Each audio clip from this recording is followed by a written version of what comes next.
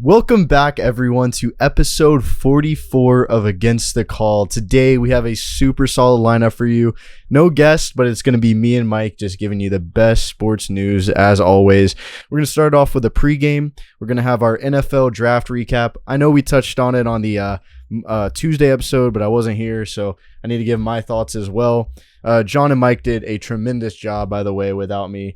Always killing it. We love having John back. We'll get back to that in a second, but we're also going to have our way too early NFL division leaders going through each division in the NFL, saying which team will lead that division. Again, way too early, but who cares? We'll get into it. After that, Mount Rushmore, the biggest NFL draft bust, or just biggest NFL bust in general. We'll have our NHL playoff updates, the countdown of the best current NHL jerseys, the NBA playoff update, and lastly, we'll have our draft day best fictional dads. So let's just jump right into the pregame. Like I was mentioning before, John and Michael killed it. John coming back is always good to see. We miss John for sure, and I'm glad that he was able to, free himself up and come on the show. We miss him. I know some of the fans miss John a little bit, but other than that, we're close to 150 subscribers on YouTube. We're at like 141 right now as this is being recorded. So please make sure that you guys are leaving a like, subscribing, and commenting on all of our YouTube videos. If you're over at Spotify or Apple Podcasts, make sure that you guys are also, adding it to your playlist and, leaving us a rating. 5 stars out of 5 is what we always aim for. We hope that we give that to you. And also, sometimes on the Spotify, there's a little Q&A section and always ask, what do you think about the episode? So let us know what you guys think. But other than that, Michael, do you have anything else for the pregame? You pretty much covered it all. Yeah, other than that, we also have, over 500 followers on Instagram now, almost 525. So make sure that you guys are following us on all of our socials. And let's jump right into the NFL draft recap. Now, Michael and John were able to touch on this a little bit, but, I think it's best if I talk about some stuff too. And also, there was stuff that we missed out. We did leave out a good amount. So, Michael, do you just want to start us out? So, obviously, I want to get your thoughts on Bryce Young going number 1 overall. Yeah, number 1. This is a callback to back whenever we were very first started talking about the NFL draft coming up. I said teams would be stupid not to pick Bryce Young. You're coming off of a Heisman. He's a Heisman winner. And he also, disappointing season for Alabama terms, but it's Alabama and they have very high standards. Bryce Young also lost a lot of his weapons last season, but see him go number 1. The thing was, this is another callback. We also talked a lot about CJ Stroud and how, he's going number 1. That was the biggest thing ever. Like for the past few weeks, it was just CJ Stroud's going 1. The Panthers love this guy. The Panthers want him so bad. And it didn't turn out that way. It was like solid. Like he's going 1. Everyone thought, CJ Stroud is definitely going number 1. Yeah. And we talked about it too. The Eli Manning camp that he didn't attend. Yeah. That could definitely be another factor. And, there's always insider stuff that we just don't know about. But this draft, again, was just crazy. Like, there was a lot of stuff that we didn't see coming throughout a lot of the rounds. I know I didn't see some of the stuff happening, but yeah, Bryce Young going to the Panthers, I think, is very, very solid. They know what they're doing there. I think they know what's happening. And Frank Reich, new head coach there, he knows how to lead an offense. Yep. He led a great offense when he played for the Bills, so he knows what's good. Yeah, and this draft personally was probably one of my favorite drafts I've watched because you didn't even know who was going number 1 going up to it. Usually every year there's always okay, it's probably going to be this guy. This guy is going to be over number 1. But this year is honestly, I don't know who's going number 1. It could be CJ Stroud. I think it's going to be Bryce Young, but it could. There's a really good possibility it could be CJ Stroud. And who knows, there's even a small chance Anthony Richardson could have been number 1. Yes, yeah. And I don't blame you for thinking that this was a very fun NFL draft. It was, and for that sole reason. Also, it was great for me because I was actually excited to see some players I know get drafted. Yeah. Hendon Hooker, Jalen Hyatt, Cedric Tillman, Byron Young, all those guys. Darnell Wright, top 10 pick in the draft. Insane. Mm-hmm. So I was able to watch all that, and that gets me very excited. Usually, I try and watch rounds 2 and 3, but I'm not looking forward to watching those. But I was definitely looking forward to watching it these times. But well, I do want to mention about the CJ Stroud thing. You know, I heard you and John kind of talking about it. You know, him being dumb. And that's true. You know, there's always memes going around. I do not condone, you know, making fun of people, but there's, you know, like, oh, CJ Stroud has autism. CJ Stroud, you know, this low IQ, he's dumb, all this stuff. I mean, that's true. His IQ is very low. There's been lower IQs before, and I don't think that matters. Like, I don't think that that you don't think it matters? I don't think that defines a good football player. I think it matters. It's not going to define like an entire football player. He might be stupid, like on paper, you know, test wise, you know, all that stuff. But at the end of the day, I was able to see his decision making at Ohio State. That should not be an issue. Like at Ohio State, he played great. And John even mentioned a little bit about the Georgia game. That was his masterclass. Like, he almost beat Georgia. They should have beat Georgia. The kicker missed. CJ Stroud did all of that. CJ Stroud is a smart quarterback. He is. I don't care if he's a dumb guy. He's a smart quarterback. Yeah, but also Jameis Winston and Tua are like down there with him, and they were amazing in college. And then Jameis went on to go 30 interception season. Tua makes really bad decisions at times, and decision making in college to me is different than NFL. Well, again, I'm not on here saying CJ Stroud's going to be a great quarterback in the NFL. I never said that, but I did say that he's like good at decision making. And you know, you're comparing him with Tua. Tua is still a good quarterback. Yeah, like for standards of, you know, where the Dolphins have been, he's been a good quarterback. And yeah, he's had some underthrows, stuff like that, and bad decision making. But that's Tua. And Jameis Winston. Yeah, let's talk about the interceptions. Like there's a lot going for his interception stuff, but let's not forget his touchdowns. Let's not forget him, you know, leading the league in touchdowns that one season, but also leading in interceptions. But that's what I'm saying, though. It's just like, let's see how he does. Let's not immediately say he's going to fail because of a low IQ. Yeah, I'm not. I just think no, I won't even say it. I just don't think he's going to be the best quarterback out of this class. I mean, I don't think so either, and that's simply because he's being immediately put on the Texans. Yeah, and that's my main reason. That's why he's put him and Anthony Richardson are put in bad positions because they're both being probably played right away with the offense that is not that good, so they're going to be judged right away. Mm-hmm. And who knows? Like, I mean, it could be like a Josh Rosen type thing.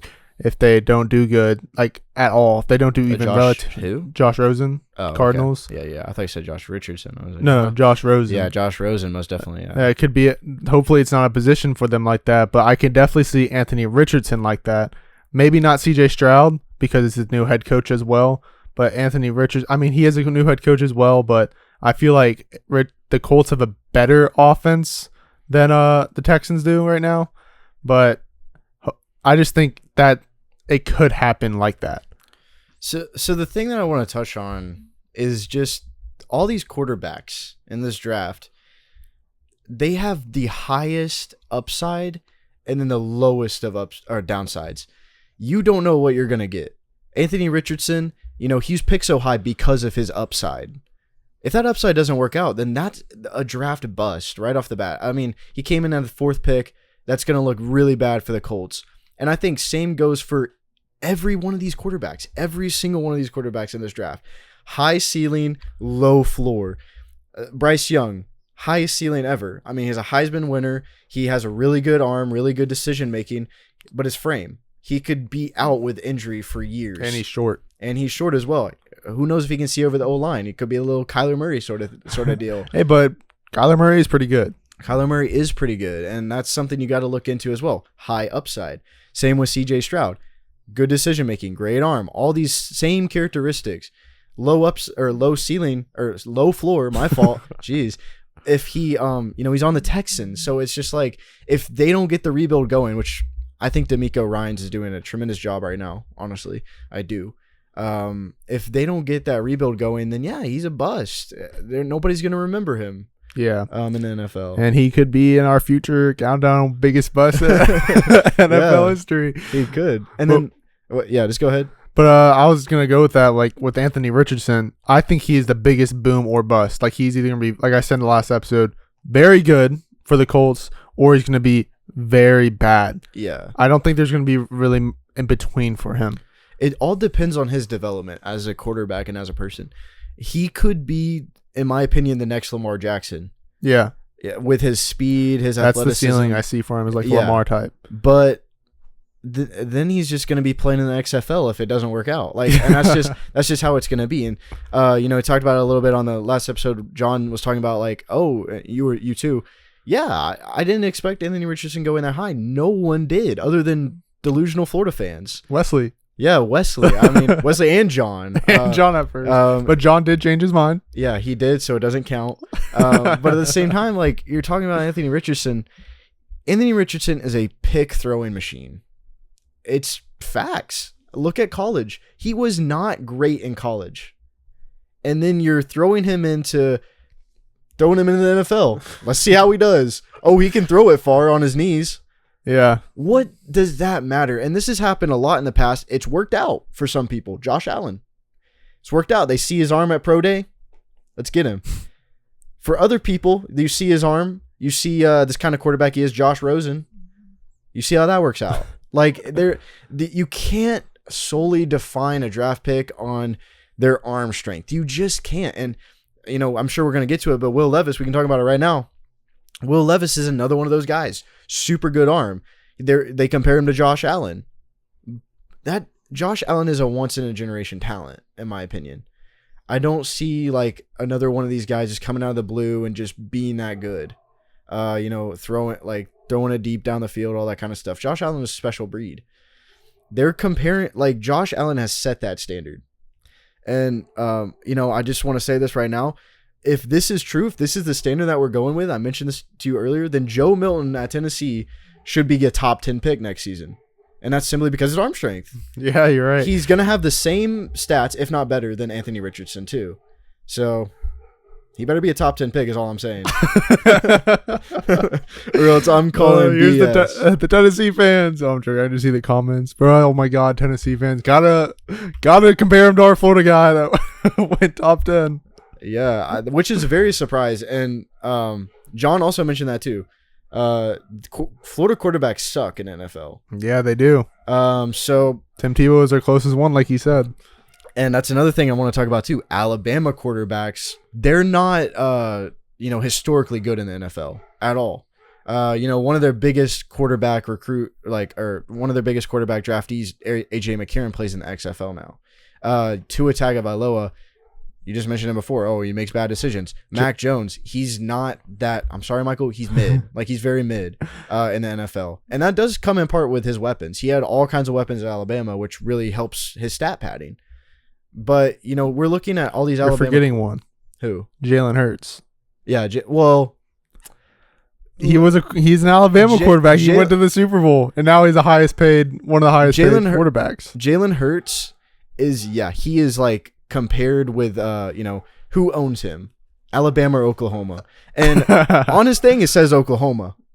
And that is the last school we went to, obviously. But I think that Jalen Hurts is just a different type of guy. He never was given a shot, like true shot at Alabama. That's why he left. He was overthrown by Tua Tagovailoa. And he never, like, I don't even count him as an Alabama quarterback. I kind of do. I can kind of see it, but that's never happened before. And I'm props to him. He got out of Alabama, and maybe that's what broke the curse. That's funny. Maybe that is what broke the curse.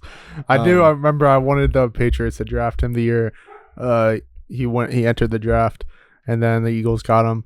But good for them. He is now the second or third highest paid quarterback of all time, which is props to him. And his team is put in a great position as a quarterback right now.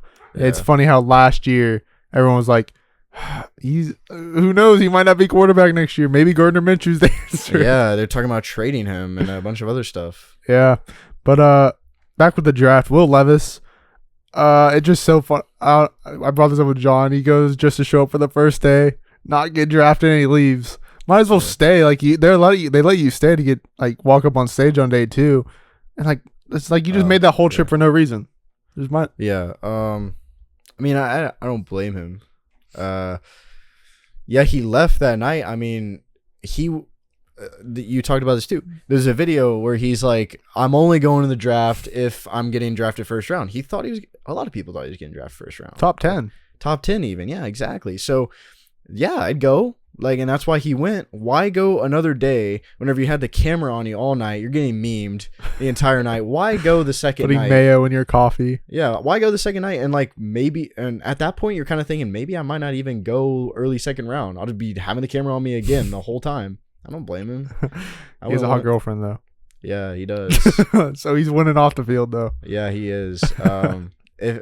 Yeah, but it's funny because you were talking about the mayonnaise in the coffee. I'm surprised you just found out about that. He's been doing that for like 2 years now. And I didn't know that. Yeah, the mayonnaise in the coffee, eating banana peels with a peel on.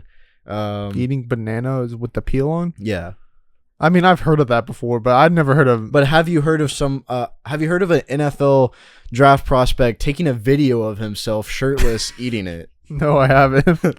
Then yeah, that's where he gets set aside from some other people. But yeah, no, he's a wild guy. He's this weird guy. But like I said in the last episode, he's honestly put in a very good position for his career. He's going to be a project for the Titans. He's going to learn under Ryan Tannehill, who I believe is a solid quarterback in the NFL. He's done good in his career. He's made the playoffs a couple times. He's won a couple playoff games, and he's not going to start for 1, maybe 2 years even.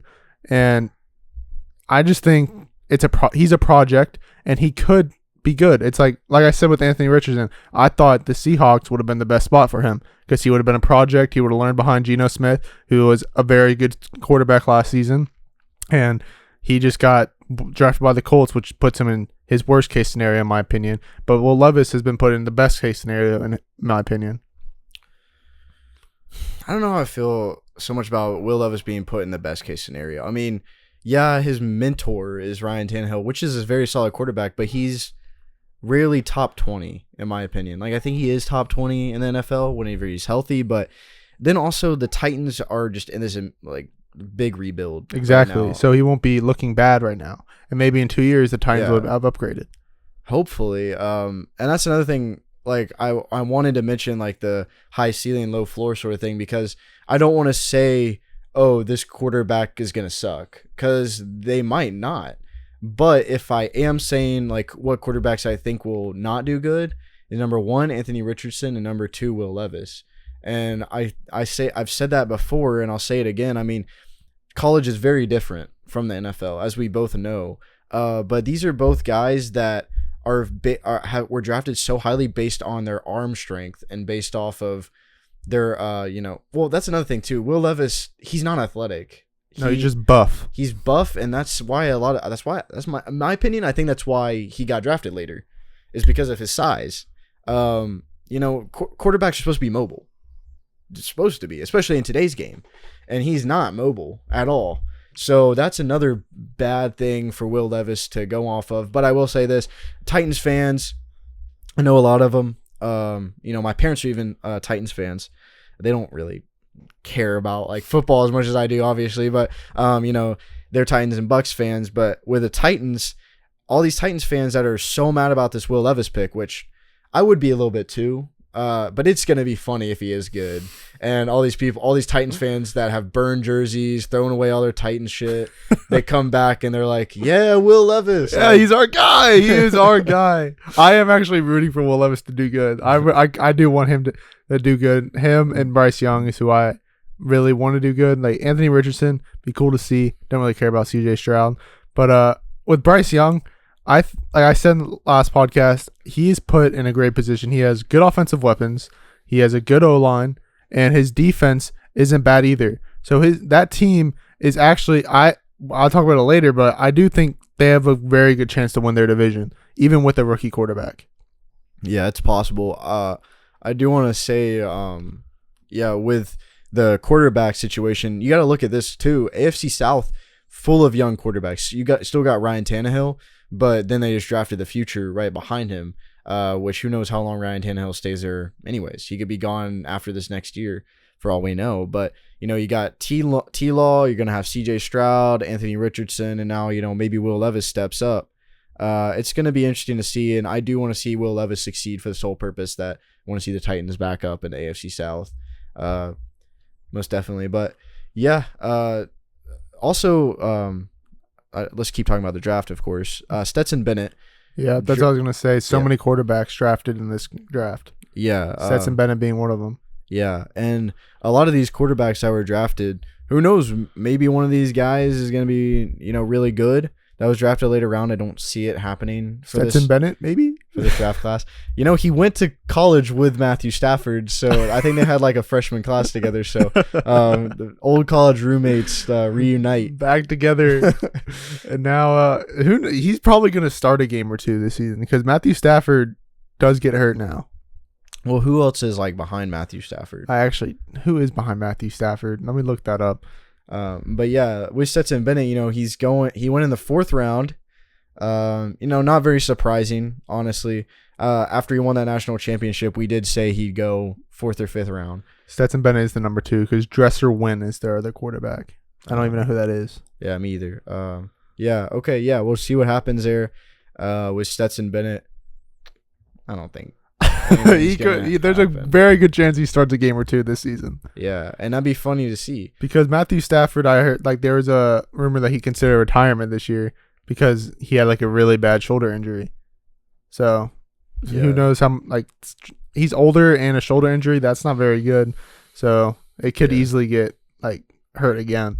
So we may see a Stetson Bennett to the NFL starter this season. Yeah, that'd be cool just to see more young quarterbacks play the game and get some experience. But yeah, I would say young. He's young for NFL terms. I mean, he's older than how many NFL quarterbacks there are already in the league. Yeah, exactly. So he's gonna be meeting all these other rookies that got drafted with him. They're all 19, maybe 19, 20, 21, even 21. And then he's just was he 24, 25? Young kids. Jeez, yellow fun kids. What the heck? I can't even speak. Yeah. And what about Hendon Hooker to the Lions? Yeah, that was interesting. I don't know. I think that it's awesome. He got drafted 3rd round. Incredible. Maybe a little bit later than he should have, but that's just my opinion. And on top of that, it's just I don't know because I don't think the Lions are a great fit for him. I didn't think so either because Jared Goff, in my opinion, is a different type of quarterback, and they'll be switching from Jared Goff to possibly Hendon Hooker. Who knows? He might get traded, so who knows what will happen. But I feel like Hendon Hooker, if he doesn't eventually get some sort of start to show off his talent, he's as sad as this is going to sound, he's going to be another Josh Dobbs. He's going to be jumping from team to team, and then he'll a forever backup quarterback. Pretty much. Josh Dobbs is back on the Browns. I think this is his 2nd time going. But yeah, Hendon deserves a chance that Stetson Bennett has now, and that's why I was kind of hoping he would get drafted by the Rams. I think that would have been a good fit. Still the Bucs too, but the Bucs didn't even draft another quarterback. They're just rolling with it. They're pretty set with the Trask Mayfield. Yeah. So. Yeah, great for the Lions. Great pickup for them. We'll see what happens. Just not a great fit, in my opinion, for Hendon. But wishing him the best. And any time that he's going to come out on that field, Lions, you got a fan. Yeah, and Lions didn't do that good in the draft, in my opinion. They got good players, but they didn't get what they needed. Why would they draft Jahmyr Gibbs at 12? Yeah. And they didn't even. Who was the 18th pick? It was people were saying he was a 2nd round. You could have got him in the 2nd round. It was Jack something. That's the thing that you gotta realize too is all these people. Oh, they should have went this round. They should have went that round. Nobody knows. These scouts don't even know. They could turn out to be good. They could turn out to be bad. Maybe they saw something in him that other teams didn't. But running backs aren't taking it. You shouldn't be taking that early. Saquon Barkley. I mean, yeah, but also... I mean, I'm not saying that he's Saquon Barkley level, but I'm saying that Jahmyr Gibbs is a very good running back. I think that he's better than Bijan Robinson. I'm just going to say that right now. Bijan Robinson, great running back, but I think Jahmyr Gibbs is better. Interesting. People were saying he's the best running back out of his school in a while. Who? Jahmyr Gibbs. Oh. In a while, yeah, maybe. I mean, because you're talking about Like, just not all time. I mean, Yeah, Derrick no, Henry. not all Mark Ingram. time. Like in a good, like a quick, like a last 5 years or something. Yeah, I can't even remember right off the top of my head, like other Alabama running backs that have been drafted. I Like mean, that. Najee Harris. Oh yeah, and he was drafted first round. He was, but people think I just saw stuff saying he was better than Najee Harris. People thought Yeah, I think that he could be. Especially after like Najee Harris last season. that was a rough season. Yeah, But like for the Lions could have got Gonzalez at cornerback. Their biggest Yeah. need was cornerback. yeah, They could have got him, and they passed and got a running back when they already had that. At this time, DeAndre Swift was still on the Lions. yeah, They still had DeAndre Swift, and they had David Montgomery. That's two running back ones from last season. David Montgomery is a solid running back, and now he's running back too. But Swift, like, he does get hurt, but he's still good. So I mean, you could have got arguably the second best, second best cornerback in the draft. yeah, And the position you really needed because you traded your best quarterback already. yeah. And now who's in their backfield? Like, Who's in whose backfield? Lions. Who's their DBs now? Oh, yeah, I don't even know off the top of my head. Yeah, I couldn't tell you, but they went one route that they shouldn't They have. still In my got opinion, defense in the draft. yeah, they did get defense, but I just think they could have gotten, like I said, All I know is I'm not even a Lions fan by any means, but I love Dan Campbell, and I trust him. I trust I just want them to succeed. I actually do Yeah. really like the Lions. It'd be funny if they were like the new NFC North like leader. You know, It would really be funny, but we'll get to that. We'll get to that. Yeah, I'm hoping that stuff happens. But yeah, other than that, I mean, great quarterback. You know, Tanner McKee going from Stanford, and UCLA's quarterback got drafted as well. And, Yep. a lot of quarterbacks. I'm excited to see how this class is, but like I said, you know, against the call, NFL scouts, nobody knows what's going to happen. It's all for the ride, and you know, me and Mike aren't going to be afraid to just throw it out there what we think. But I mean, it doesn't. We're probably gonna be wrong, but Yeah, and that's what I hope. I hope that, you know, we are proven wrong. we're just against the Lions calls on this draft. Yeah, most definitely. But- yeah, what's up? But the Eagles, like I said, they did a really good job in this Yeah. draft, getting Jalen Carter and Nolan Smith in the first round. Both, like I said, very good defenders for Georgia. What are your thoughts on that? On Jalen Carter? On Jalen Carter? Yeah. Yeah, I think that he's very solid. Obviously. Like, who wouldn't he went a little bit later than Yeah, he that's should what have. I was thinking. What are Yeah, your thoughts on so his pick? Great for the Eagles. And I'm not mad because I have Eagles going back to the Super Bowl. Yeah. Whenever we talked about it. So, you know, they lost a lot, but they gained so much from this draft, like insane. And you know, everybody's memeing about like the Philadelphia Dogs, or you know, Georgia Eagles, whatever. Well, they got like 3 or 4 Georgia players in this draft. Yeah, and didn't DeAndre Swift get traded? And the DeAndre Eagles? Swift got traded. He's Yeah. a Georgia Bulldog. So, yeah, a lot of Georgia, but do you blame them? I mean, they're two-time national champions. Yeah, they're freaking good at defense, especially Jalen Carter. Yeah. I mean, He was, like, smart. Before his off-season Yeah, field like troubles. one or two. Yeah, people were one or saying two. he could go 1. This guy could have gone 1. He could have gone 2. But yeah, and I'm excited to see what they do because at first I thought they weren't going to the Super Bowl because of all the stuff they lost, all the players they lost. Now they just gained so much in return. So now I can see them going back. Oh yeah, especially with Swift. I mean, you lose Miles Sanders, and now you just I think basically got the same guy. Yeah, same guy. In my opinion, I think DeAndre Swift's better. He's just that he gets hurt more. Yeah, but I mean, he wasn't getting hurt like his first year, from what I remember. I mean, it was just been recently, and we'll see what happens. I'm trying to look up the Bengals draft. I know that they got defensive end Miles Murphy, cornerback DJ Turner, safety Jordan Battle. They also drafted another cornerback in DJ Ivy, and they got 2 wide receivers in Charlie Jones and Andre Lozibas, and running back Chase Brown and punter Brad Robbins. Yeah, as I'm looking at it, this draft class is really good for the Bengals. Yeah, that's what I thought too. And I think that this Illinois Chase Brown was one of the most highly sought out running backs at the kind of the middle of the season for college football, and his draft stock kind of went down. Not to mention his brother is the best cornerback in this draft, in my opinion. But yeah, tremendous pickup for Chase Brown, especially with this Joe Mixon drama. Yep. I don't know what's going to happen. I was thinking the same exact thing when I saw this. I'm like, that's good. They need to get, just in case Joe Mixon, anything happens, they need to get a good, solid backup. Yeah, exactly. But yeah, last thing I want to talk about, or last few things, I don't know what Mike has, but the Bucks, the first round pick was in the 19th pick, Khalija Chancey, whatever. I don't freaking know. D lineman from Pittsburgh. Pittsburgh is pretty good on defense, especially the past 2 years, and he's averaging 4.5 sacks, 27.5 tackles for losses in the 2021 to 2022 season. Incredible. Good guard with Cody Mauch, or Mauk, whatever. I don't know some of these guys' names. I'm sorry. But yeah, this guy was getting memed a lot before any of this, because he's missing like 2 teeth. Yeah, like the front tooth. Bro, I was like, dude's like scary.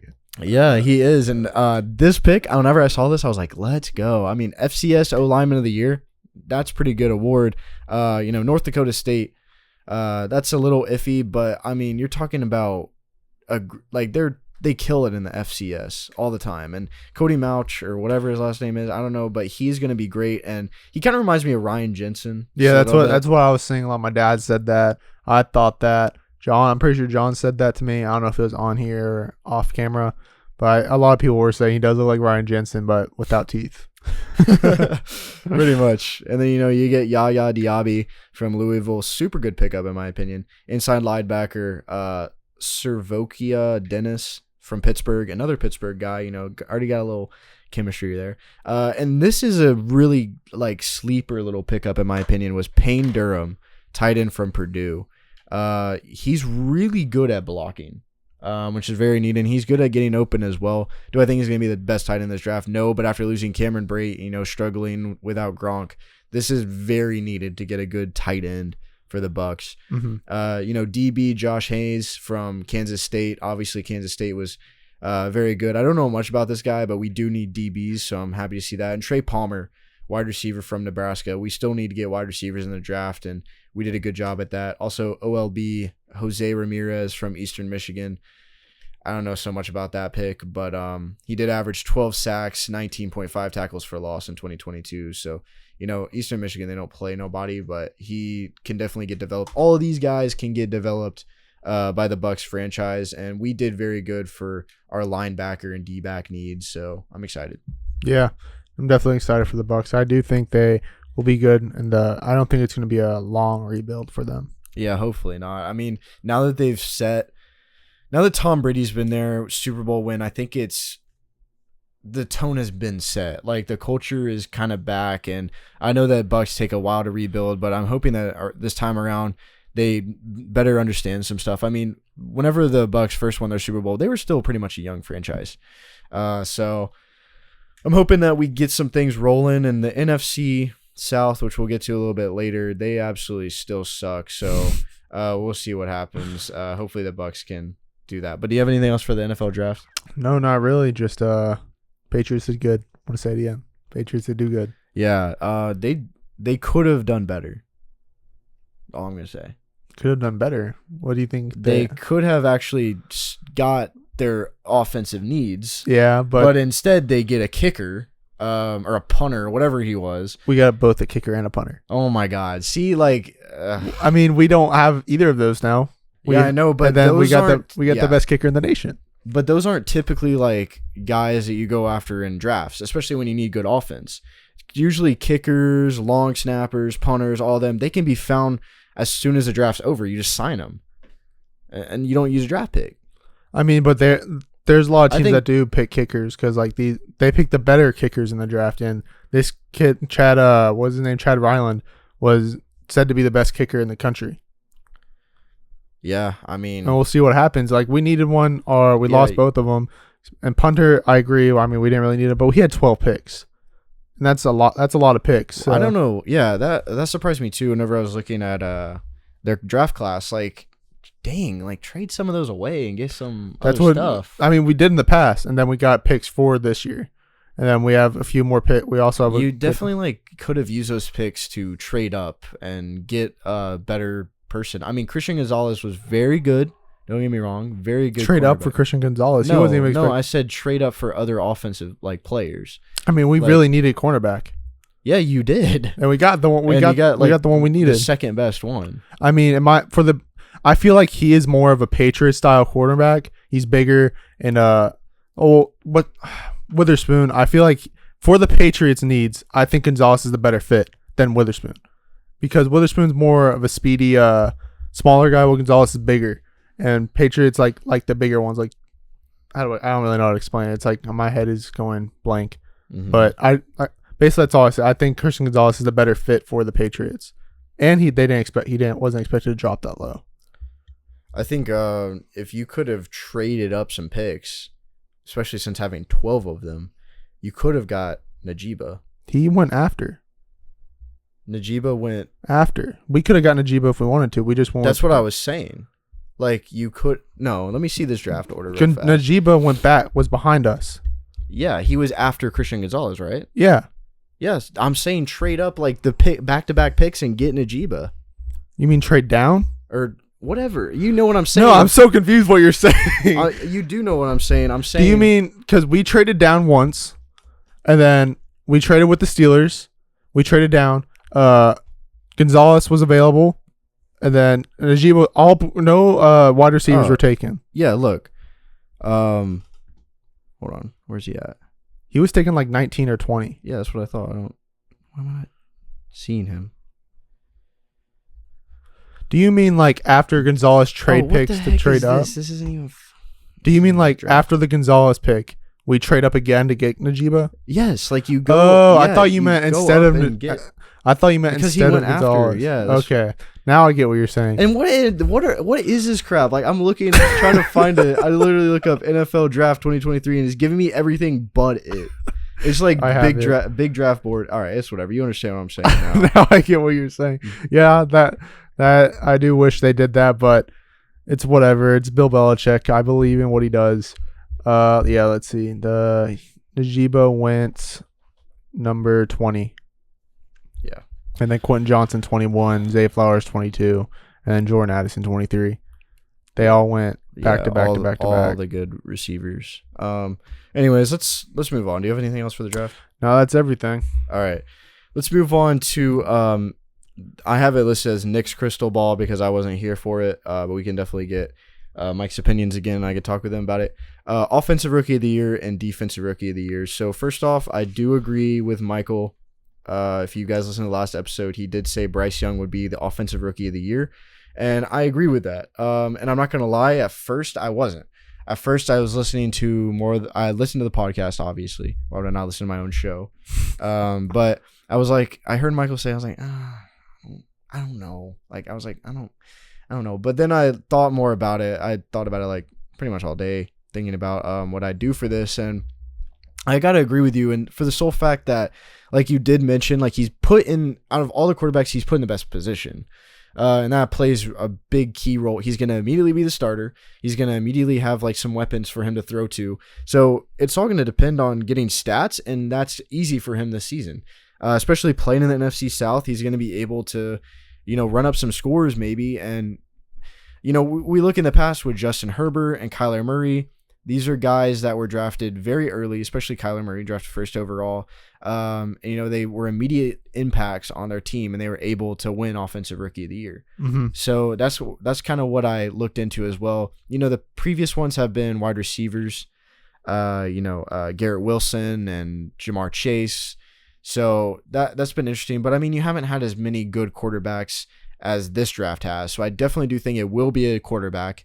That's my strong opinion. It will 100% be a quarterback, in my opinion. Yeah, I agree. And I think the perfect quarterback for that award would be Bryce Young. Yep. You said it, basically everything. Yeah, but I do disagree with you about your Defensive Rookie of the Year. You're forgetting one guy that was drafted 3rd overall in this draft, Will Anderson Jr. And you did say Jalen Carter. I think Jalen Carter is a tremendous talent. But when it comes to Defensive Rookie of the Year awards, you're looking for teams that have been improved by their defense. Eagles defense, very, very good last year. And even with Jalen Carter coming on and doing his thing, there's still really good other defensive players on that team that could be taking his tackles for losses, taking his sacks, taking all that stuff. So whenever you got a guy like Will Anderson Jr. who's going to jump right in the team and maybe even be the leader of the Texas D-line, I mean, that's why I truly believe that Will Anderson Jr. will win this. Yeah, I mean, when I was doing this, I thought it was going to be either him or Jalen Carter. And I just went with Jalen Carter because people were – just because of how big of a – he was the best defensive player on that Georgia defense. He did the most damage. And, yeah, he is being put into a Eagles team, but I think he's going to be a big impact for the Eagles as well because the Eagles did lose some players. And I agree that, yes, he will be a good impact for the Eagles. He's one of the best defenders in this draft class. But when you're looking at impacts, you're going to see a huge impact that Will Anderson Jr. can make because there is no good defense there. It's going to be a culture shock whenever he shows up and starts sacking people. Another thing about Will Anderson Jr., he started his freshman year at Alabama. That's insane, especially for D-line at Alabama. Very hard to do, and he stayed consistent all 4 years, and he became the best defender on Alabama's team. Jalen Carter best on Georgia's team. Georgia won national championship, but Bama is still Bama. Bama expects greatness out of everything. Did you say culture shock for the Texans? Well, no, I'm talking. That's another thing too. I forgot to mention. They're good with defenders. J.J. Watt, which is what that's what I was to say. I'm talking about recently. I mean, J.J. Watt hasn't been there in a minute. Their defense has been bad. We've been able to see that. I mean, yeah, they held the Chiefs to one game over the season. Maybe the Cowboys. They still lost both of those games. So, and I think the Cowboys was like a comeback game too, right? I'm pretty sure, yeah. So shout out to the defense for the Texans there. But yeah, that's why Will Anderson Jr. will be the defense rookie of the year. We'll see what happens. But long season. I'm excited for it to start. But is that everything for that one? Yeah, it's going to wrap it up for the Crystal Ball segment. Now, the next segment is going to be our way too early NFL division leaders. We're going to say the team that will lead the division for this next season of the NFL. Way too early as usual. We don't know what's going to happen throughout the rest of this offseason, injuries, trades, everything like that. But the first one I want to start off with is AFC North. Who do you think, Mike? AFC North. For me, I think the Bengals will end up winning it again. I feel like they did very good in the draft. They didn't lose a lot in the offseason. And what they did lose, I feel like they got it back in the draft. And then they're being led by Joe Burrow. They're just coming off an AFC championship loss, unfortunately. And I do think they have a very good chance to make the Super Bowl. So that's why I'm putting them at 1. And then at 2, give me the Ravens. Well, you don't have to go through the whole thing. Just who you think will win the division. Okay. The Bengals, yeah. For me, I'm agreeing with you. The thing is, though, is I think that this division is going to go back and forth all year between the Ravens and the Bengals, and it can be either one of those, depending on injuries, stuff like that. Everyone healthy, it's going to go back and forth. Bengals, Ravens. Bengals will win it. But watch out for the Ravens. I truly am saying watch out for the Ravens. Lamar got a payday. He's ready to work. Still got Mark Andrews. Mark Andrews coming off a little injury, but he's going to be back to full health this upcoming year.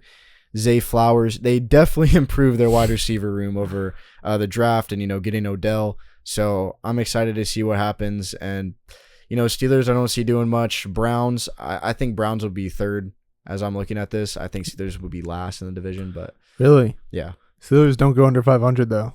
That's the thing. Yeah, but I just don't trust in Kenny Pickett. And the AFC North got better this offseason for all the teams but the Steelers, I feel. And Deshaun Watson's playing the whole season. That's also another perk. That's what I was trying to say. Yeah. All right. Well, you said the Bengals is your final pick. Yeah, both got the Bengals. A lot of these are kind of similar, but I do want to give reasons. So the next one, AFC East, Mike's division. So I'm excited to hear what you have to say about this. But who do you think? Give me the Patriots. No, I'm joking. Give me the Bills. I was really like.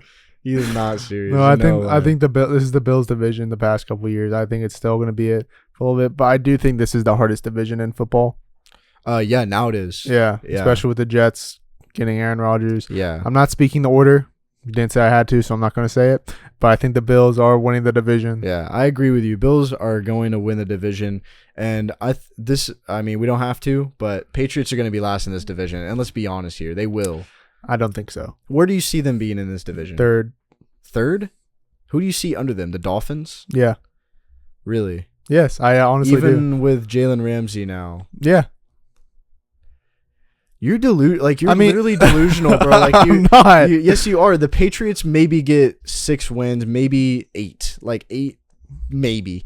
But the Patriots last season, they got 8 wins, and we've improved. Improved what? Like we had the worst offensive coordinator ever. He doesn't know how to do offense, and now we have Bill O'Brien, who literally is the main. Like with him, we went to the Super Bowl. He ruins team chemistry. Well, not when he was on the Patriots. He didn't. Dude, that was a long time ago, bro. Okay, but he's back in literally the same coaching staff. He is not the top dog. It's Bill Belichick. So you think Mac Jones is going to have this miraculously good season because Bill O'Brien? Okay, his freshman season, his rookie season, he was a Pro Bowl quarterback that was good under Josh. He was still a Pro Bowler. Pro Bowl doesn't mean shit. He brought us to the playoffs. Tyler Huntley was a Pro Bowler. Okay, yeah, that was bad, but you can't say he was not good his rookie season when we went to the playoffs. Mediocre, and he got his ass absolutely whooped in the playoffs. It still made the playoffs. That was the first time that they expanded the playoffs to more teams, and that obviously shows that it was ass. He still made the playoffs, and he was a good quarterback his rookie year, and he was under Josh McDaniels, who was a good offensive coordinator. Didn't they have 8 wins whenever he made the playoffs that year? No, I think they had 8 or 9. Come on. I think it was 9. Come on, dude. No, we had 10. We had double digits, 10 and 7. Okay, 9, 10, whatever. No, 10. Okay, shut up, dude. If you had double-digit wins, that's a good season. That was 3 games over 500. Dude, the Patriots will be at the bottom of this division. We'll see. We'll see what happens. You really just said 10 wins. All I'm saying is 8, 9, 10. Oh, not that. Dog, that's 3 games over 500. Shut up. That is a good rookie and they season. got their ass whooped, and they shouldn't even made the playoffs because they expanded the playoffs. 10 wins still. 10 wins. Hey, that was good. That's good for a rookie quarterback. How are you not saying that isn't good? Dude, let's talk about... Okay. Oh, yeah, let's change the subject. No, I'm saying that... Dude, you are stupid to think that... Okay, yes, you might be right. They might be third in the division. They would have made the wild card because they were tied with the Raiders. They had the division leaders, and then them and the Raiders were right under them.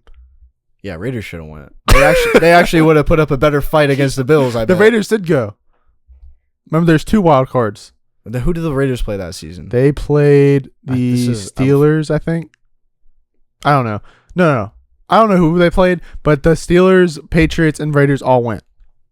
I think, yeah, I remember the Raiders, it was them and the Chargers that season, right? They were all kind of seeing what would happen. Yes. And there was that, tie that could have had them both go.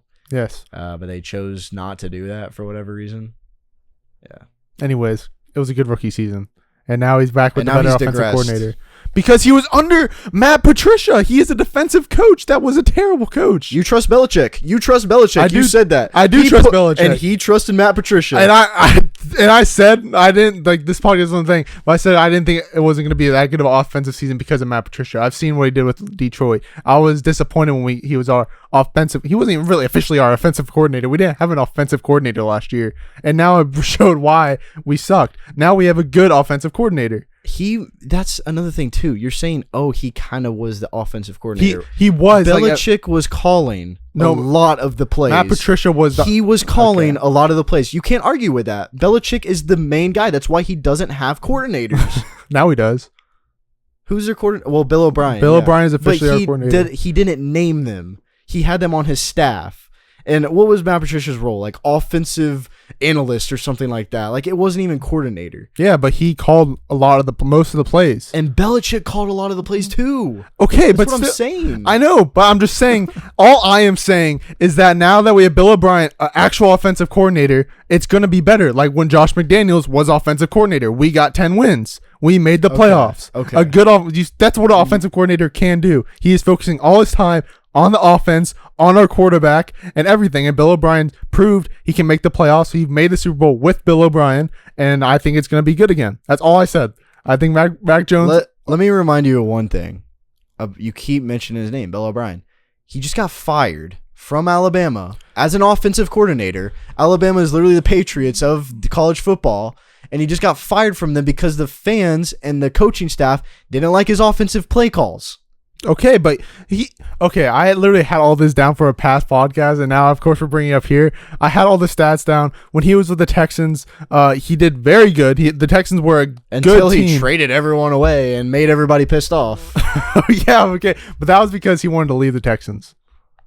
That was not because he wanted to leave. He had everything going for him at the Texans. Why would he want to leave? The front office and the ownership. Yeah, well, now his owner is literally a guy that gets happy endings. Okay, is there a problem with that? Yeah, kind of. First of all, he's like 80 years old. Man, just trying to have fun, dog. But he's been with this team before, and he liked it. That's a joke. Chill. But he's been with this team before, and he liked being with this team. That's all I'm saying. Come at me in the picture. I will defend them until I die. Okay, and that's fine. I respect that. Let's move on. You're not going to... I will say this, though. Jets have both games over the Patriots this season. It's going to be awesome to see that. Do you agree with that? We own the Jets. Not this season. We'll see. We will. All right, let's move on. AFC South. I think this one's pretty... just pretty obvious. In my opinion. Mike? Obviously. Yeah, Jags. Oh. What are you going to say, Titans? I know the Jags. Yeah, I think that they improved, and Trevor Lawrence is just going to be even better than he was last season. Now, AFC West, though, do you think that this is an obvious one? I think it's an obvious one, but I still think there's going to be other good teams in it. Yeah, sort of. I mean, it is obvious that the Chiefs are going to win it. Yeah, I think the Chiefs will win it, but I do think the Chargers will be a good team again. Hopefully. And the Raiders could be better. Could be.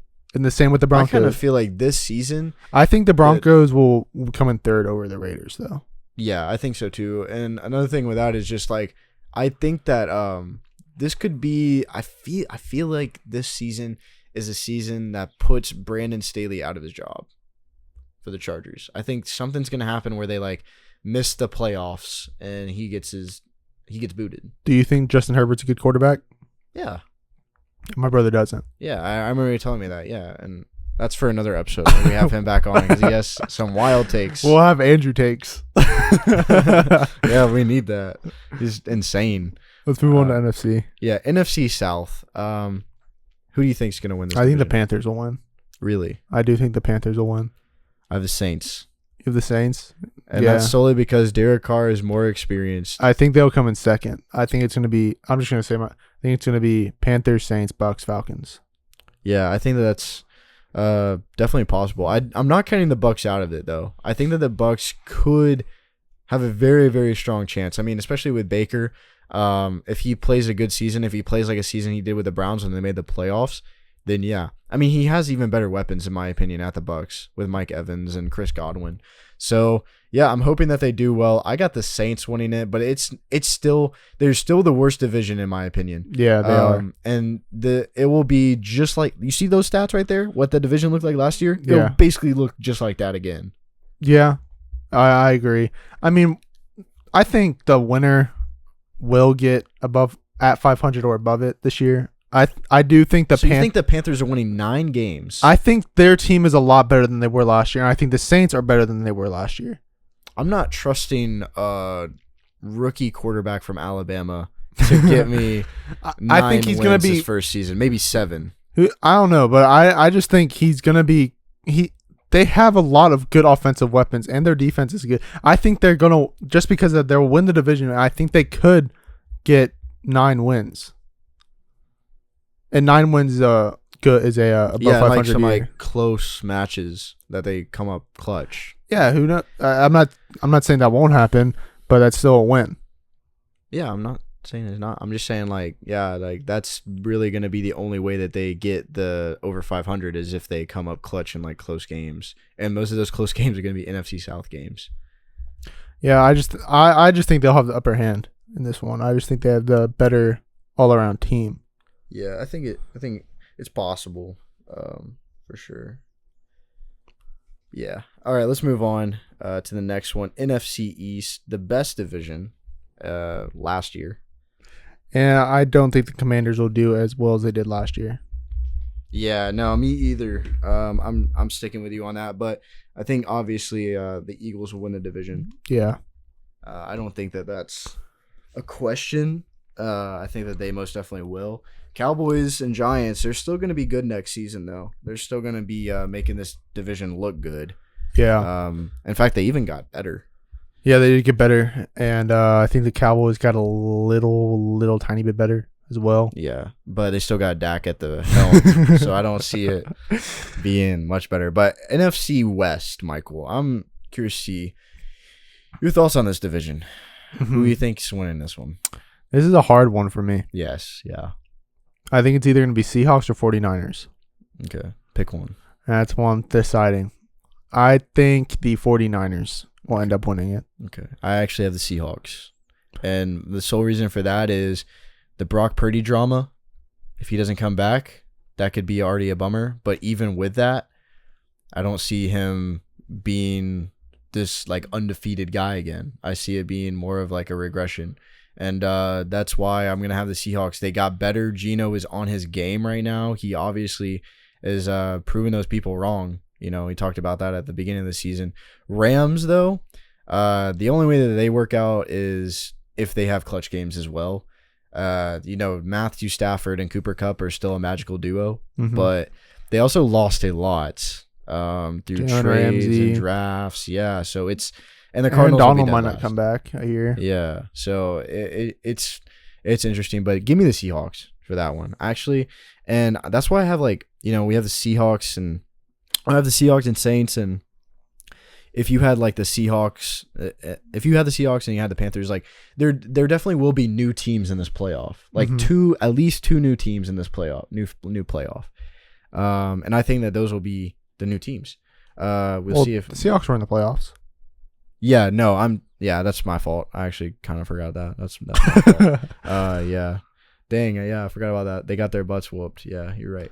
Well, no, they put up a fight and then they ran away. Like then they ran away with it. Yeah. No, it was like at halftime. It was close. Yeah, at halftime. That's what I was getting to. But they got their butts whooped right after that. It was like a 20-point game. By who? 49ers. Exactly. Who had like this crazy Brock Purdy run and all this stuff. I mean, they still have the same team, just that if now Trey Lance starts, Trey then Lance. no. Yeah, if Trey Lance starts, then no. We'll see. I think they just have the better overall team. Well, yeah, they do. But now you got a big three in Seattle for Geno to throw to. Tyler Lockett, DK Metcalf, and now Jackson Smith and Najiba.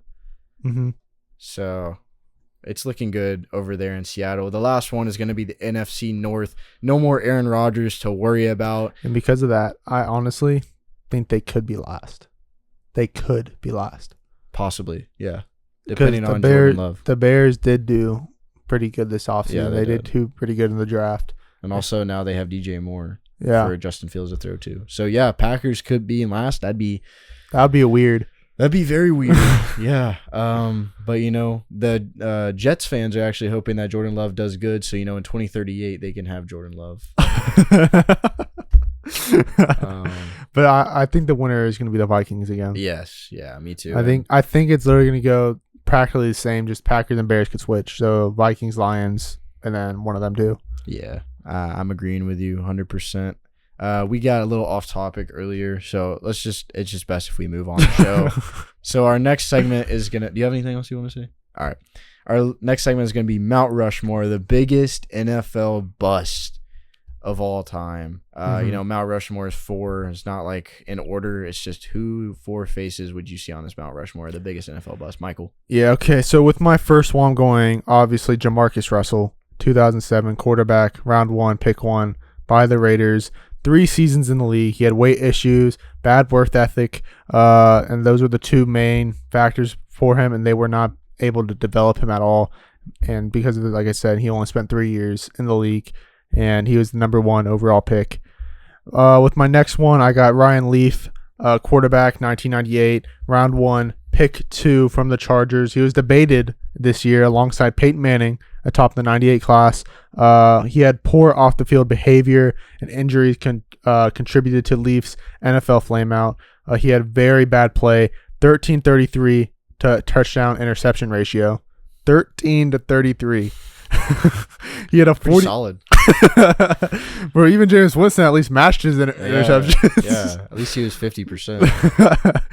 He had a 48.8 rating and a record of 4-14 in his 18 starts for the Chargers.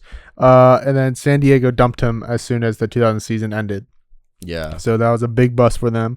My next one is, I can't say this name, so don't quote me. Kijana Carter, running back, 1995 Bengals. He was the first pick of the first round. He had a pair of 1,000 rushing seasons in college, including a 23 touchdown year in 94, which led the Bengals to trade up in order to draft him at number 1. But however, and they also gave him a big contract for that time. But his rookie season, he had a preseason injury, so didn't play that much. Then he had more injuries in the rest of his NFL career, and he ended up just starting 14 games for 5 years in the Bengals. Dang. And then my last one, I just went personally for our current times, who I think is the biggest bust in my years of watching football, Josh Rosen. Round 1, pick 10, Cardinals. The Cardinals traded up to pick him. They traded a first, a third, and a 5th round pick to move up 5 spots just to take Rosen. He was a highly touted prospect at UCLA, but he struggled in his first season as a pro, going 3-13 in 13 starts, along with only 11 touchdowns and 14 interceptions, just to get dropped. And Kyler Murray replaced him. Now he just jumps around, being a third string or a practice squad quarterback. Yeah, I tried looking him up. I didn't even find him on like a practice squad. Like, I'm sure he is. He's not anymore? I'm sure he probably is, and they just don't have the stats. But I can't even find what team he's on. Yeah, he's like basically out of the league. Yeah, and it's sad. Great list, Michael. For my Mount Rushmore, my honorable mentions would be Josh Rosen. You know, during our time, you know, it's very funny whenever he's talking about, oh, I'm going to make the 9 other teams before me regret that. Shut up, dude. He tried being like Aaron Rodgers, you know, talking about the 49ers passing up on him. 49ers don't care, especially for Rodgers. But and then my other one would be Mitchell Trubisky. I think he was picked over Patrick Mahomes. I forgot which exact pick it was. He was picked over Patrick Mahomes, and there was someone else. I forgot. But yeah, I think was it Deshaun Watson? Deshaun Watson. Yeah, it's Deshaun Watson. So, yeah, super funny. He did make the playoffs though. We'll give him that. Yeah, he did. But that's why it's just kind of an honorable mention. He's still a big bust. I think he's a good backup now. Yeah, for the Bills. Yeah. He's solid, like, if they ever need him to come in, yeah. Like, Josh Rosen just isn't even good enough to be a backup or third string. Yeah, no, not at all. But that's just my honorable mention. So, number 1, I'm going Trent Richardson. He was drafted by the Browns very early. I think he was, like, pick 3. And then on top of that, he was absolutely dog shit. And then right after that, he got traded to another team for a very high round pick, and he still sucked right after that. So, you know, this classic Browns fashion to kind of draft a bust.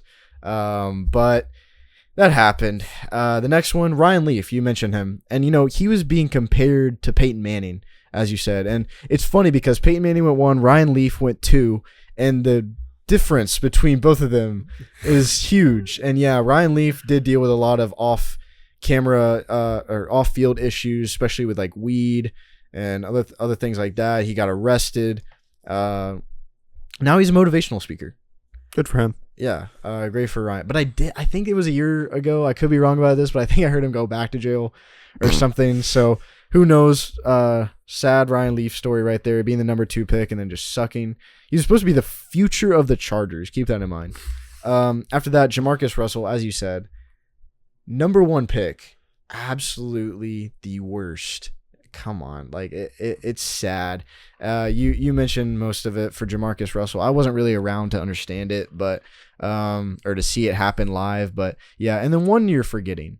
I'm surprised you forgot. Johnny Manziel. Yeah, Money Manziel. What pick did he go?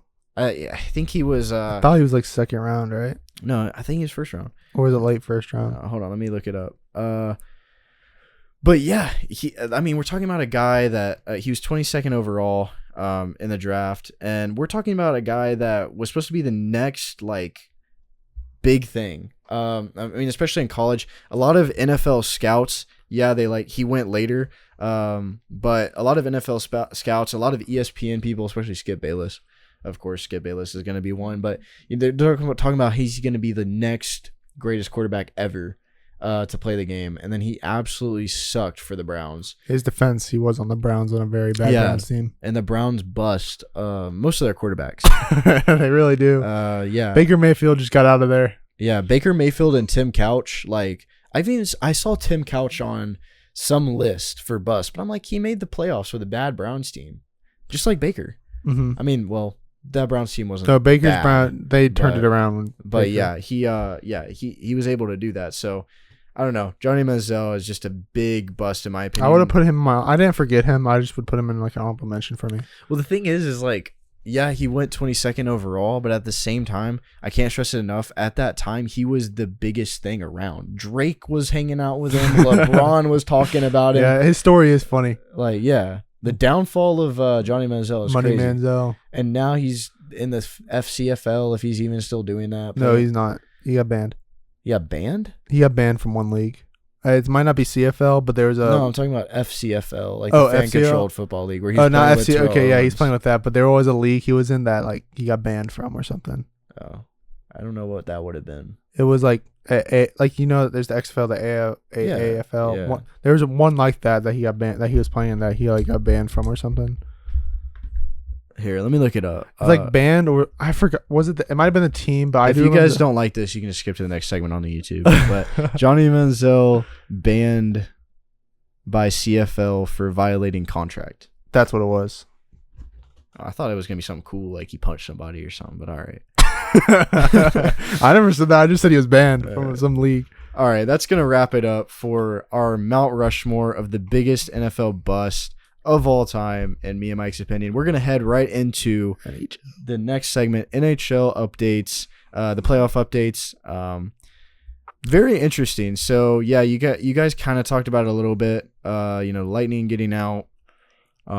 Sad to see, but I just want to say this real fast. I heard, I was listening to the episode that Michael did with John, and then Michael is saying the two biggest teams in the playoffs got knocked out. No, the Bruins were the only biggest team that got knocked out. Lightning were a lower seed than the Maple Leafs. No, I meant for us. Well, you said two biggest teams in the NFL. No, NHL for me and John, the teams we like. I'll play it to you after this. It did not sound like that. Oh, well, that's what I meant. I didn't mean because I know the other biggest team was like the Oilers. Well, they're still a 2 seed, so it would have been the Knights and the Bruins. But anyways, yeah, I'll play it back to you later. But it was funny when I heard that. I was like, I don't know, you're just trying to cover up your team getting absolutely destroyed by the Panthers, and that was very funny. And I remember this too. I want to look back on it, but it would take a while. If we had real fans, that'd be cool because they could pull up shit. But, eventually we'll get there. But I think I said it either on camera or off. I was like, it's going to be funny if they pull the Lightning and just lose the first round of the playoffs. And that's exactly what happened. And I can't even describe to you. I was watching this with my roommates. It was kind of near the end of our time together. And we watched it happen live. And I was jumping up and down. I was so excited to see that happen.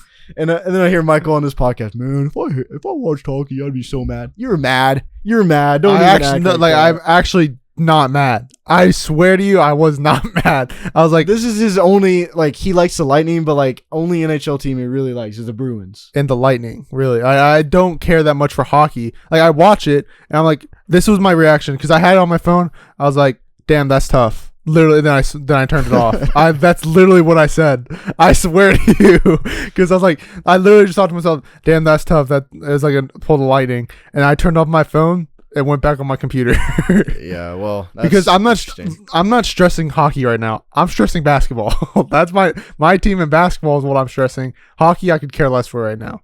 Yeah, which we'll get to the basketball later, but yeah, the hockey. I mean, the greatest regular season NHL team, and this has gone on for a while. The greatest teams in every league lose or don't even make the championship. Patriots, Warriors. I saw something. Bruins. I saw something like this Bruins loss is worse than the 18-1 Patriots. Someone said that. Maybe to Boston fans, but I kind of doubt that. No, I think the 18-1 Patriots is more disappointing. They got all the way to the Super Bowls. Bruins lost first round. Yeah, I know. They're saying like this was the greatest, more devastating than That's what I mean. The more devastating than the 18-1. I don't agree with that. I don't agree either.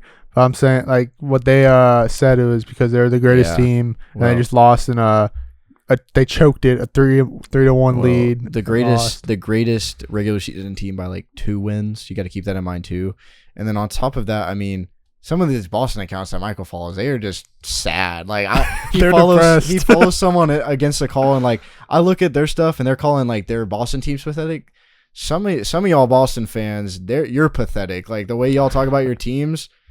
Jeez, man. Like I thought Tennessee fans were bad about like how they talked on Twitter. I've been seeing the Boston stuff. I'm like, God, this is funny. I gotta repost this. And there's so many like Boston diehard accounts that he follows. I just want to repost them just ranting. They post their tweets. They post their tweets from Twitter to their Instagram. I'm like, I want to repost this so bad, but then they're gonna see me reposting and I don't know. I don't want them to think against the call is against them. So the Kraken moved on.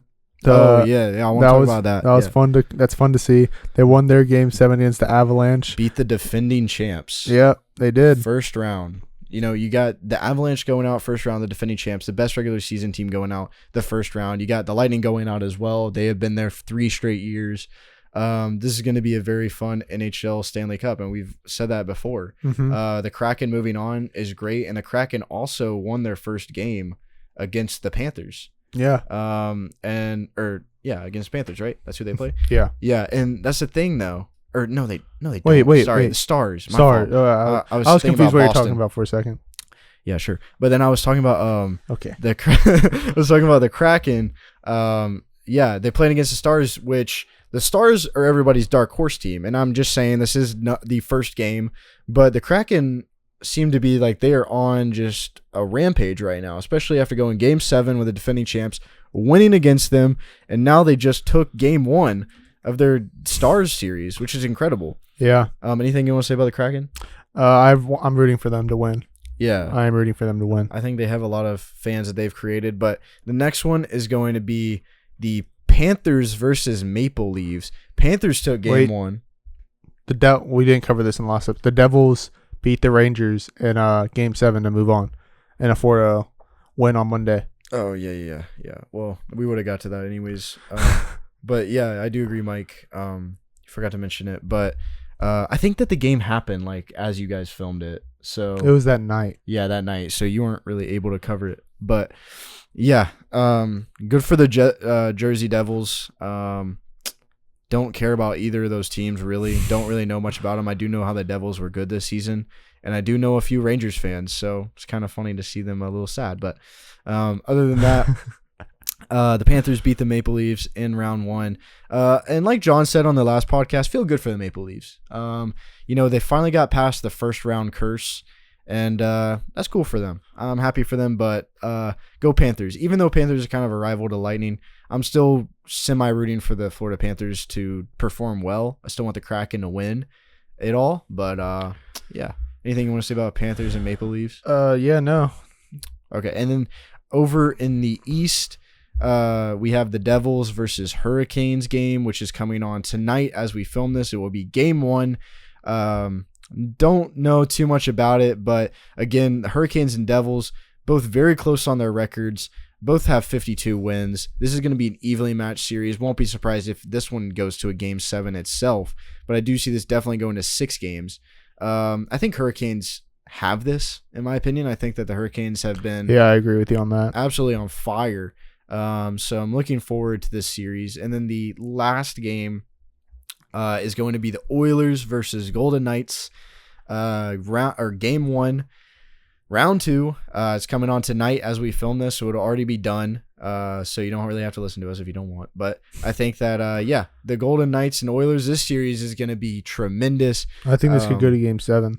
Yeah, no, it most definitely could, and that's the beauty of this Stanley Cup. It's going to be just a fun one to watch. Oilers, Golden Knights, don't even have much to say about it. That's just going to be a great matchup. Now, today, as this video is released on this Thursday, you're going to have Game 2, Florida Panthers versus Maple Leafs, and you're also going to have Game 2, Kraken versus Stars.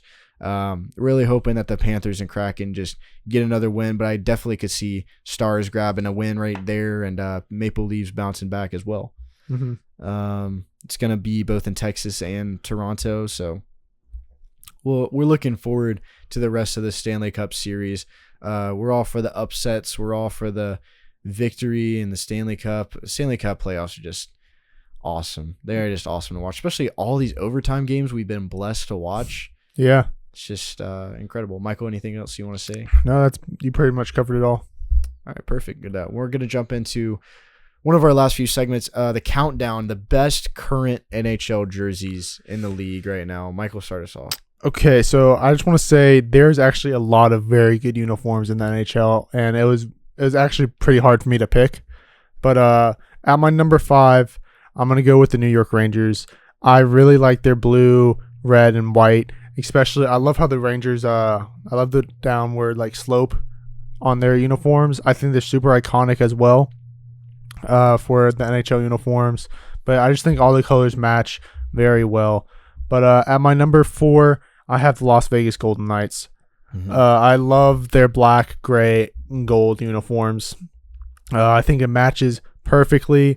I just like most teams that have Knights. I think their uniforms I usually like their uniforms, and this proves it. I also like their white ones. I think it matches very well, and they also have these yellow ones that they wear. Mm-hmm. That's different, but it still looks good. Yeah, it's kind of like a yellowy gold. Yeah. A darker yellow. Yeah, and then my number 3, I have the Boston Bruins. You'll see with my next one too. I love the black, yellow, and white on these uniforms. I think they are the perfect match of colors for these big uniforms. And I love their white ones as well. I think their logo is cool. And that's my number 3.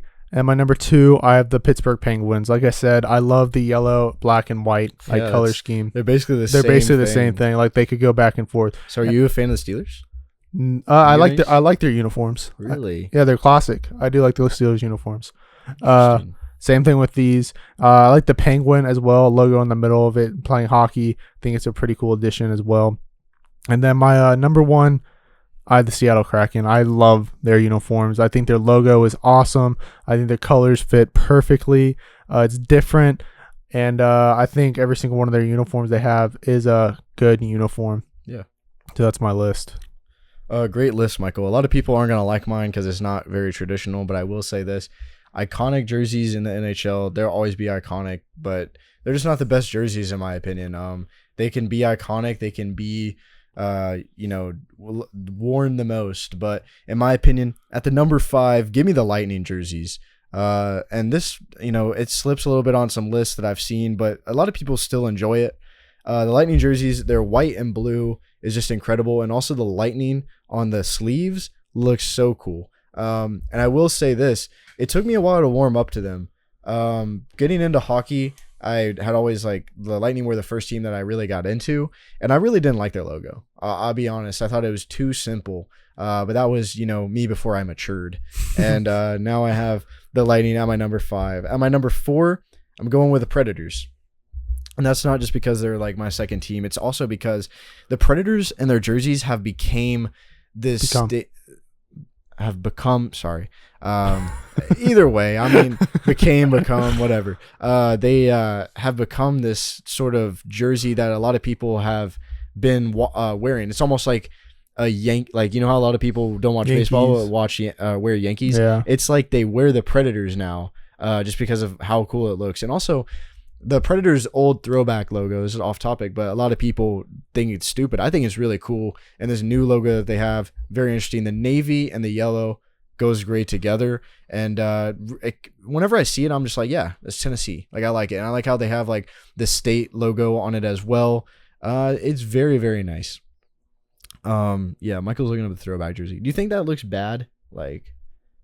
I don't think it looks bad. I think it looks cool. I think it looks fine. Yeah, some people say it's like in the worst of the NHL throwback jerseys, but that's actually pretty cool in my opinion. Yeah. At my number 3, though, I'm gonna have the San Jose Sharks, and not just because they have a cool logo, but their colors match very well. Especially being in the San Jose area, it kind of like it represents them. I don't know. There's just something about it. It looks like San Jose. Like it kind of has that blue, like the kind of aquamarine blue, which is very, very nice. Makes it look, kind of like the water, kind of near where they're at. But the Sharks, it's just cool. I really like theirs. Number 2, I'm agreeing with you. Vegas Golden Knights. Black and gold, man. Who doesn't like black and gold? I know I'm wearing my Tennessee stuff today, but I go to UCF, so everybody likes their black and gold for sure. I love black and gold. I look at Colorado, I'm like, I like Colorado just because it's just how it is. Even Purdue, like I kind of like their colors for sure. But Vegas, the Golden Knights, they do a great job at it, especially incorporating the logo on it. The red, I think they can get rid of the red they kind of have on it. But I guess that kind of does just capture Las Vegas, kind of the colors that can be involved in such a dark city. Yeah. Wow, they got deep there, Nick. Wow. I'm feeling sorry. I went to an art museum a few weeks ago, guys. So at number 1, though, I'm agreeing with you 100%. The Kraken, and it's funny because they were just basically made, and the people who made this, they knew what they were doing. They knew that it was great. The Kraken, man, tremendous colors. I mean, like a lot of these teams, like the jerseys that I pick, I'm like, that just looks like it should be there, like it should be in that city. In Seattle, those colors match Seattle somehow. And exactly. Also, it looks great on a hockey rink, which is what I look for too.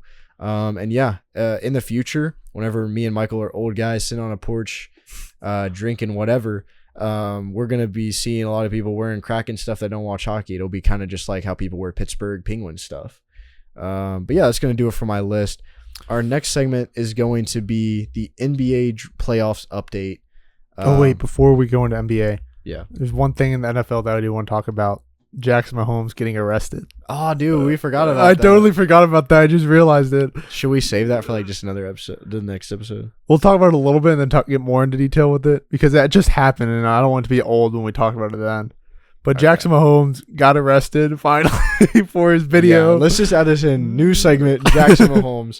So this has happened a while back. Like, yeah, it was that video from he was like forcing that restaurant owner like to kiss him or something. Bro, he's going too far to prove that he's like hey, straight. Well, wait a minute. I think I just figured it out. What? Because in prison, the only thing you can get is guys. So now he's going to where he wants. That's a lot of the memes, bro. Like. Yeah, have you ever seen the Longest Yard? Yeah, great movie. A lot of seen that? All the like guys are dressed as girls, like doing the cheerleading stuff. Yeah, I mean, nothing against these people. We love everybody. Inmates. We love inmates for sure. Oh no, I'm just playing. But with Jackson Mahomes, man, like it was uncalled for. The fact that he got caught in 4K, like you're in a restaurant. Of course, there's gonna be cameras. You dumbass. Like. He forced himself on a woman. It's a sexual assault charge. He kissed her once, and she said no. It's in the video. If you guys want to watch it, it's in 4K, like I said. She said no, and he continued to do it. Like, he not even, like, continued to do it. Like, oh, he's going for a kiss. She's like, no. And he goes in for a kiss again. No, he grabs her. Like, he grabs her, and, like, the video is like he's chokeholding her because he's, like, above her. He's going in for a kiss like that. Bro, you can't do that. I don't know why he's doing all that. I think that he was intoxicated in this video, but that's not an excuse. Yeah. She said no multiple times, dude. Like, it's like, dude, come on. Man, I feel bad for Patrick Mahomes, dude. But the memes, bro, they're funny. They are funny, and it's gonna be a lot of them for the next couple weeks. Oh yeah. There's like the video Drewski, and he's just like on the phone. He's like, yeah, no, nothing I can do for you. All right, bye. He's like hanging it up, and it's like Patrick Mahomes getting a call from Jackson, like, yeah, no, I can't. Goodbye. Yeah, and I actually told my mom about it, and she said, Brittany's next. She's probably gonna get in a battery charge. Miss Williams. Yeah, for sure, man. I don't know what is going on with the freaking Mahomes family, but Jackson, and then all the memes too. It's just like me pulling up to my wedding. It's just like a homeless guy, and then it's like me pulling up to Jackson Mahomes' downfall, and the guy in his suit guys in the suits. You know what I'm talking about? Yeah. Like all those very professional, sophisticated looking guys like pulling up to Jackson Mahomes' downfall. Well, yeah, we'll talk more about it when more news comes out for it. But it was good to see. It brightened my day. But we'll head into our next segment, NFL playoff updates, and really NBA playoff updates. Me and John covered a lot. We'll cover what happened on recently in the start of round 2. For me, unfortunately, the Celtics did lose game 1, 119-115. Without Embiid. Terrible game for Al Horford, especially. He just didn't live up to what we needed him to do. PJ Tucker did not do good. I don't mean to say PJ Tucker. I meant to say Tobias Harris at 18 points. Tyrese Maxey, 25. James Harden, 45. All of them, just like they dominated. They deserved that win. Jason Tatum still at 39 points. Jaylen Brown, 23. But our team just all around, we just didn't do that well. We didn't play the defense like we needed to. But game 2 is tonight, the day we're filming. Joel Embiid is not playing again. This is a must-win game. I really hope they do win it. Malcolm Brogdon did do good in game 1. I hope he does good again in game 2, but we'll see what happens. Yeah. While we're just on the topic, congrats to Joel Embiid for his first MVP. Super big. He deserved it. James Harden bought him a freaking Rolex. Must be nice to just have that money. But yeah, Nick, man. when are you give me a Rolex? Whenever we get big, guys, help us get big, and I can buy Michael a Rolex, guys. But yeah, congrats to him. Beat out Jokic. That just comes down to offensive stats, in my opinion. So congrats to him. But other than that, the next game is the Nuggets and Suns. Denver leads 2-0. Yeah, incredible. And I'm actually rooting for the Nuggets to go to the finals. Yeah, I would love the Nuggets to go to the finals. But I mean, you know what I think it could happen too? Why? Joel Embiid won the MVP. Like the last person to go on and win the finals winning MVP was 2015 with Steph Curry. Oh yeah, you're right. Every other MVP has lost somewhere in the playoffs. I mean, let's slow down a little bit. The Nuggets still have to go in the Western Conference Final. Yeah. They tend to choke when it gets there. Yeah. So we'll see what happens. But I mean, they're already beating a super team right now. They are beating a super team, which is great. I love to see it. Love to see KD fail again. Fail with this team as well. And I wonder what team he's going to next. Probably just going to go back to the Warriors. But that'd be smart. But game 3 is tomorrow. No, game 3 is Friday. Game 3 is Friday. But they have a long break. Like actually a long break. They have Tuesday, Wednesday, and Thursday off. Yeah. But so how about them Lakers and Warriors? Man? Lakers and Warriors. Lakers up 1-0. I expect the Lakers to go to the Western Conference Finals now. I think LeBron's gonna beat the Warriors. I think it's possible. Yeah. I do think it's really possible. The way this team's playing right now. Jeez, bro. This is one of the best series in a while. Kind of glad that the Kings and Grizzlies lost. Now we get this series, honestly.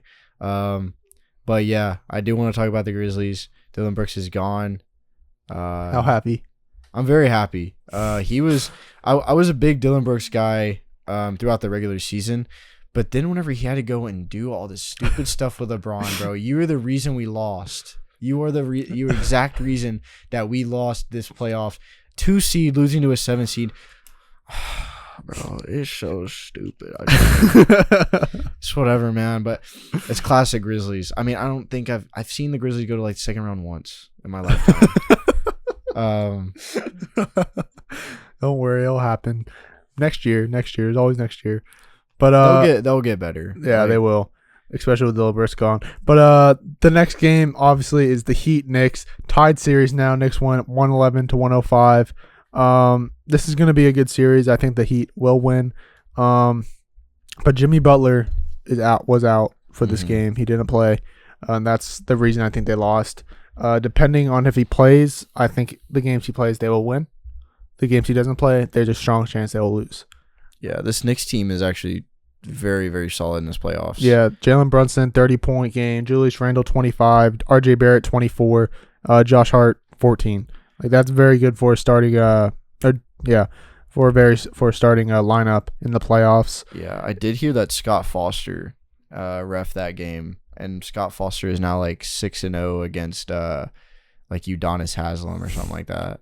Scott Foster, man. Yeah, he is. I saw that too. But pretty much on Thursday, that's the last game because we did talk about the Celtics already. The Lakers Warriors will have game 2. It's in Golden State again. I think the Warriors could pull it off, but I think the Lakers will end up winning it. I think LeBron's trying to get back to the finals. I really hope he doesn't. But we'll see what happens. What are your thoughts on that one? With the Warriors and Lakers? Yeah. Game 3 or game 2. Man. I don't know. I think Warriors could go on and win this one. Yeah. But geez, I don't even know what's gonna happen. I think that if I was a script writer, I'd be writing a script to have LeBron versus the Celtics and then Lakers win and then make this whole ordeal with the Lakers and Celtics. Like they're tied with the most rings, right? They're tied, yeah. Yeah, 18 each. Yeah, that's I didn't want to get that wrong. But yeah, so then they'd be tied, and then LeBron wins and makes the Lakers the most rings, and then LeBron gets another ring, and then LeBron makes himself look good. If I was a scriptwriter, that's what would happen. Do I think that's what's going to happen? Actually, no. I actually think the Warriors could win this series. Yeah. Well, we'll talk more about this series next Monday when games are said and done. But I think that's going to wrap it up for this topic, and we're heading to draft day. Yeah, draft day, the best fictional dads. And you have the first pick. Oh, sweet. I do want to say that for all you guys out there, I know the fast food draft was sad that Michael and John did. How was that sad? Taco Bell went Taco Bell is pick shit. Or whatever. Dude, Taco Bell is actually good. Like, no, it's not. It's it so actually bad. is, and it's one of the biggest fast food chains ever. I mean, I don't care. They're lucky they made my team. I don't care that Burger King wasn't on there. Like, everybody fucking hates Burger King. But, like, at the end of the day, I mean, Burger King still kind of should have been on there. I'm surprised Wendy's went so late for John. If you guys don't know John, obviously you might not. But bro loves Wendy's. He honestly forgot. Yeah, which is crazy. I pulled up my list for him, and I was like, I just scrolled down on my screen just to show him the list. Because it was, like, towards the end, I was like, all right, I don't really care anymore. Classic John. All right, whatever. It's not about that. But, all right, for my first pick, I'm going to go, like, there's a lot of great ones. And also a disclaimer, it could be a father figure. Like, for instance, and this was an example I already shared with Michael before, Hopper from Stranger Things. He's not biologically her dad. But technically, he's her stepdad. He adopted her. Well, that makes him an adoptive father, not a stepdad. Well, it's still a father. Yeah, that's a fictional father. But also, like... Uncle Ben. Yeah, Uncle Ben is what I'm saying, too. He's a father figure. He raised... Like, if you raise a kid, you're a father. In my books. And that's what me and Michael came to an agreement on. Also, it gives us more options to pick from. Yeah, we have 10 picks in this draft. So. 10 picks. The first pick, give me Mufasa. Dang it. That would have been my first pick. What a good pick. All right, with my first pick... Give me the dad of dads, Danny Tanner. Classic, man. I don't know if I can get him later. I probably can, but, man, I'm such a fan. Give me Randy Marsh. Dang. You could have got him later. I'm not gonna lie. I just got to take him right off the bat. Randy Marsh. All right, give me Peter Griffin. Yeah, just give me Homer Simpson. God, we are going really fast. That's all right. This episode's a little bit longer anyways. Homer. All right. Give me Darth Vader. Yeah. Okay, give me, and this is his name because this was in the show, George Lopez. Yeah, I know. I was gonna pick that. I thought you would like. I didn't know if you were gonna be like, oh, is that that's a real person. But give me Phil Dunphy from Modern Family. Damn, bro, you watch Modern Family? Yeah, I just started watching it. That and Big Bang Theory. See, I told him about Modern Family. He told me about How I Met Your Mother. So you told me about Modern Family? I got it from TikTok. Oh, no, I told you about it. I was like, dude, you need to watch Modern Family. I literally told you about this. Well, all my friends say that. Connor always says that, and then Nick always says that. I'm actually mad that you picked Phil Dunphy. I was like so excited to pick him, but man, screw you. You don't even watch. I do watch it, though. Whatever. Let's move on. It's your pick. Give me Gru. W. He's a great dad. He is a great dad. Could